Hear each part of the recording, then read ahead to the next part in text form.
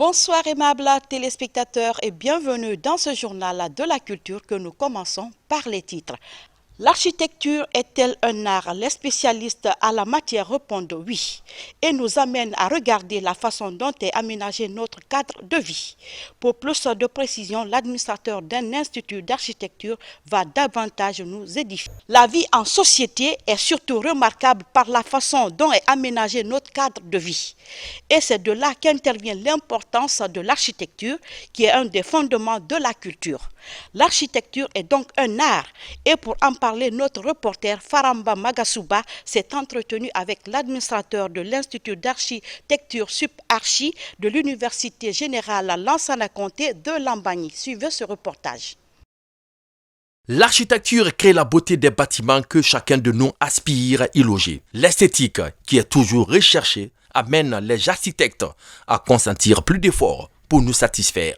C'est ce que nous constate l'administrateur général de l'Université générale Lansana Conté de Lambagny, initiateur du département d'architecture de la même université. Quand on construit une maison, quelqu'un qui passe et dit « mais la maison est belle ». Déjà, dès lors qu'il y a la notion beauté, c'est que c'est la culture, c'est l'art.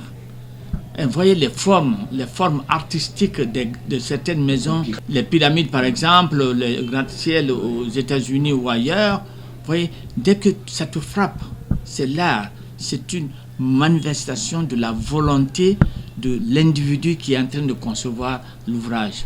Pour mieux faire comprendre l'aspect créatif de cet autre domaine de la vie, notre interlocuteur est allé par une simple pédagogie sur la conception de notre habitat rural. Regardez dans nos villages, quand vous allez dans nos villages, les cases qui sont instruites, si vous avez fait l'architecture ou l'urbanisme, vous vous rendez compte que la construction de ces cases obéissent à un certain norme culturel et répondent à un certain art, d'un art local.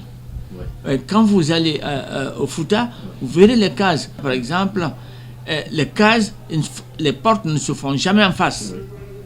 Il y a toujours un décalage. Ça, c'est leur façon de voir, leur culture. Donc, la construction de l'ouvrage s'intègre donc dans cette culture. La diversité architecturale de la Guinée est riche et très variée. La conception de ces édifices est le plus souvent liée aux cultures, mais aussi à la réaction de la nature, comme la végétation, le climat et les paysages.